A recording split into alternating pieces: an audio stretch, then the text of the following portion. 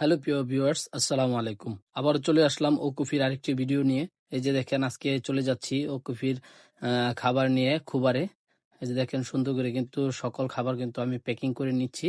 এই যে গাড়িতে উঠাইতেছি, আমাদের ওকুফির গাড়িতে সবগুলো কিন্তু আমরা নিয়ে যাচ্ছি। এটা খুবারের একটি কোম্পানিতে যাবে, 16 জনের খাবার। তো দেখতে পাচ্ছেন, আমরা সবগুলো কিন্তু প্যাকেটিং করে রাখছি।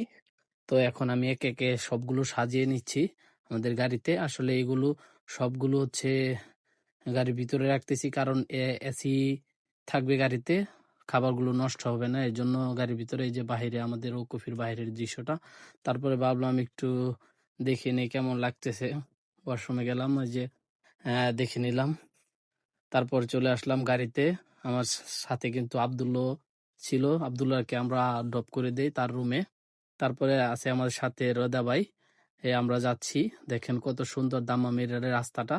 এটা হচ্ছে কাতিপের একটা রাস্তা, দেখেন। তারপরে কিন্তু আমরা খুবারে চলে আসছি, এই যে কোম্পানির ভিতরে ঢুকতেছি। এই যে দেখেন, কোম্পানিটা কিন্তু অনেক বড় কোম্পানি, স্টিল কোম্পানি। তারপর এই যে লিফটের ভিতরে ঢুকতেছি আমি খাবার নিয়ে, সাথে রদা ভাই বলতেছে অনেক সুন্দর লাগতেছে। তারপর আমরা যে জায়গায় আমাদের খাবারগুলো সাজাই, সেই জায়গায় কিন্তু আমরা একে একে, যে প্রথমে গরুর গোস্ত, তারপরে কিন্তু চিকেন, তারপরে কিন্তু রুবিয়ান এবং অন্য অন্য একটা মাছ, তারপরে খুবুজ। এখানে কিন্তু হিটার রয়েছে আমাদের ওকুফির, গরম করার জন্য খাবার আমরা কিন্তু রেখে দিয়েছি এখানে। সালাতা, মুকাব্বালাত, পানি, সৌকা, সালুনা, সবকিছু কিন্তু একে একে রাখা আছে।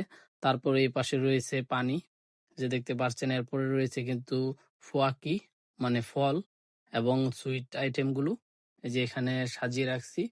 তারপর কিন্তু তাদের যখন ব্রেক হবে, তারপরে এখানে রয়েছে চা, কফি, সবকিছু কিন্তু মেক করে নিতে হয়, এখানে দিয়ে রাখছি আমরা।